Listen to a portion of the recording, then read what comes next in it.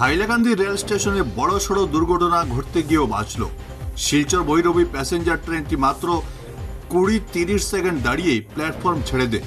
তাড়াহুড়ো ট্রেনে উঠতে গিয়ে এক মহিলা যাত্রী ট্রেনের চাকার নিচে চলে যাওয়ার উপক্রম হয়।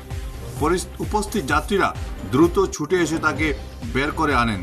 1 ঘন্টা দেরিতে চলা ট্রেনের এমন দায়িত্বজ্ঞাহীন কাণ্ডের অভিযোগ তুলে খুবই ফেটে পড়েছে হাইলাকান্দি রেলযাত্রী সুরক্ষা সমিতি। Bureau report, Barak vision. এখানে হাইলাকান্দি রেল স্টেশনে বর্তমানে আছি। আজকে শিলচর ভৈরবী যে প্যাসেঞ্জার ট্রেন আইছে 7:51 এখানে পৌঁছিছে। এখান 6:30টার মতো 6:30টায় পৌঁছার কথা। এখানে 6:40 মতো এরকম 1 ঘন্টা থেকে বেশি সময় লেট করে পৌঁছিছে। এখানে স্টেশনও ট্রেন থামার পরে 20 থেকে 25 সেকেন্ড পর্যন্ত থামিছে, আবার ট্রেনটা ছাড়ি দিছে। এই সময় যারা প্যাসেঞ্জার আসলো ট্রেনটা কি নামতে পারছে না সারা। কিছু মানুষ লটারির করিয়ে একজন মহিলা ট্রেনের নিচে পড়ে যেতে আসলো, আর মানুষের দরিয়া বাঁচাইছে। বড় ধরনের অ্যাক্সিডেন্ট হইতে পারতো। আর একটা ফ্যামিলি আইছে, তার মেয়ে ট্রেন থেকে নামতে পারছে না, ট্রেন ছাড়িয়া লইয়া গেছিল এখান থেকে।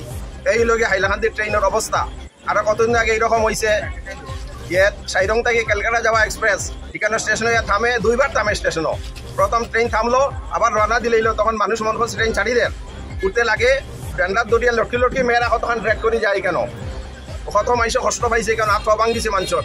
এই হইলে চরম অবহেলা রেল বিভাগের। হাইলাকান্দি ভৈরবী লাইনে ট্রেন আছে, রেল বিভাগে একদম খেয়াল করে না। তারা যে ড্রাইভার গার্ড আছে তারা আনট্রেন্ড, ট্রেনিং দেয় ভালো করিয়া কিরকম ট্রেন চালাইতে লাগে। They don't know what to do here. এখানে ট্রেন আইছে হাইলাকান্দি স্টেশনও 5 মিনিটে স্টপেজ। কেন why they left after 30 or 40 second from here. এই কম সময় ছাড়লো কিতার লাগে ট্রেনটাই। কেন এই সিগন্যালটা দেওয়া হইলো কিতার লাগে ট্রেনরে? যদি সিগন্যাল দেওয়া হয় না তাইলে ট্রেন যাইতো না। এই ট্রেন গেল কিতার লাগে এখান থেকে? আর মানুষের লাইফটা রিস্ক বাড়াই রাখছে। কেন যাত্রী সুরক্ষা নাই একবারে হাইলাকান্দি স্টেশনও।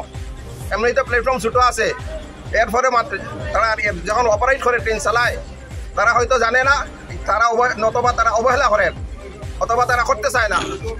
এই তদন্ত করতে লাগবো। আমি এনএফ রেলওয়ের কাছে, বিশেষ করে আমাদের যে এরিয়া ম্যানেজার সাহেব আছেন বদরপুরের, ওনার কাছে আমি রিকোয়েস্ট করছি, আপনি এই বিষয়ে তদন্ত করুন। এই হাইলাকান্দির মানুষের লাইফ নিয়ে কেন ছিনিমিনি খেলা হচ্ছে, মানুষের নিরাপত্তা কেন দেওয়া হচ্ছে না, সেটা আপনার এখতিয়ারভুক্ত। আপনি দেখুন কেন এরকম হচ্ছে। আপনার কন্ট্রোল রুম আছে, কন্ট্রোল রুম কেন জানে না এরকম ট্রেন যাচ্ছে? এই শিলচর থেকে হাইলাকান্দি আসতে কেন 1 ঘন্টা দেরি হয়?